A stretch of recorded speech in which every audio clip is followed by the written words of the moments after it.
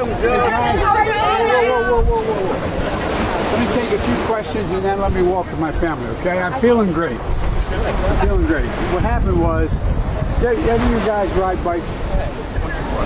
Well, they have some that have this thing you put your toe in. It constrains your foot so it doesn't slide off the pedal. When I was getting off the bike, it got stuck on the right side. It's good that you're okay. Mr. President, are you still planning to go to Ukraine? That depends. On what?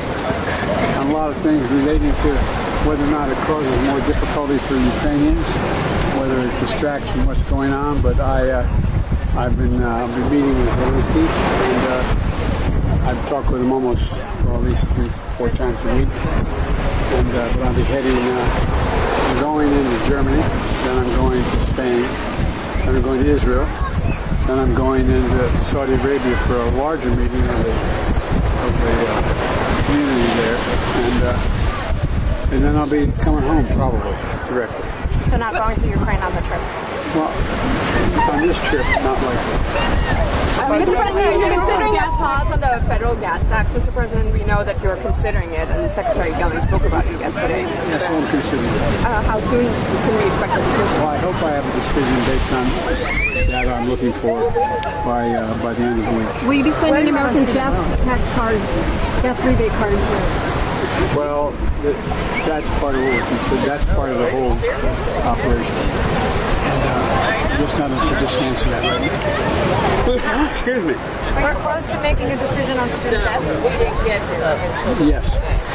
Would you extend the pause for a couple months at all, or is that on the table? Or It's all on the table right now. And Mr. President, Apple store workers formed their first union. This is the first time this has happened in the company. You're obviously a big supporter of collective bargaining. I mean, do you have any thoughts on that? Okay, I'm proud of it. Look, workers have a right to determine under what conditions they're going to work or not work. And I think the thing that everybody kind of misunderstands about unions, they tend to be, especially in the trades, the best workers in the world. They go to equivalent of 4 years of college. They have 4 years of apprenticeship, and they break their neck. They get paid partially while they're going, but they get paid. So everybody's better off. Everybody's better off, including the final product is always better. Mr. President, did you get a chance to talk with lawmakers this weekend about the progress on guns? That you might have something maybe even today?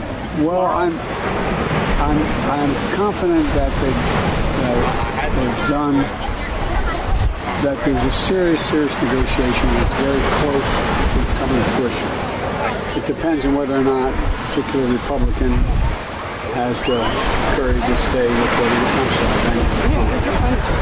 but look, I'm also very proud of some of the states, like right here in Delaware. We passed this already.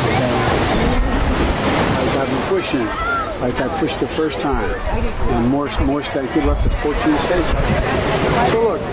There's more than that old saw, one way to skin a cat, but it would be better if we had better regulation of the sale of firearms nationally and nationally mandated. Mr. President, are you confident that Ukraine is going to become a member of the European Union? Are you pushing for that? I think that's very likely to happen. I know. That's my press secretary daughter. I promise. Recession's even more likely than ever. Not the majority of them aren't saying that. Come on, don't make things up, okay? Now you sound like a Republican politician. I'm joking. That was a joke.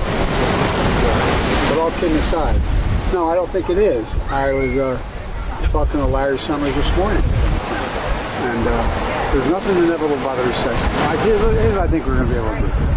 I think we're going to be able to get a change in Medicare and a reduction in the cost of insulin. Insulin, if you know anybody who has type 2 diabetes or has a child who has it, they need shots during the week. It can cost them up to $1,000 a week. It may not cost more than $35. And they're still going to make 3.5 times what they invested in the insulin.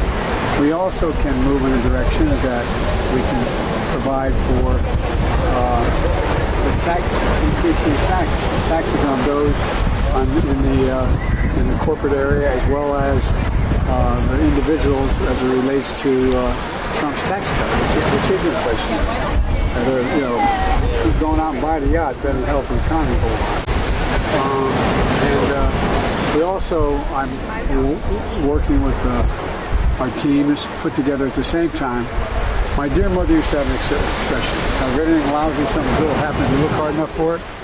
We have a chance here to make a fundamental turn toward renewable energy, electric vehicles, and not just electric vehicles, but across the board. And that's something we should be. My team is going to be sitting down with the CEOs of the major oil companies this week and try to get an explanation how they justify making $35 billion in the first quarter. Are you planning to sit down with oil and gas CEOs, Mr. President? Why is that so? Because my team's going to do that. Okay. But you did that with retailers and logistics companies and consumer companies. Because I had it already done. How can they cut more if they're already at capacity? Well, they can, because what they're doing, first of all, what they've done is they cut back on the refining capacity.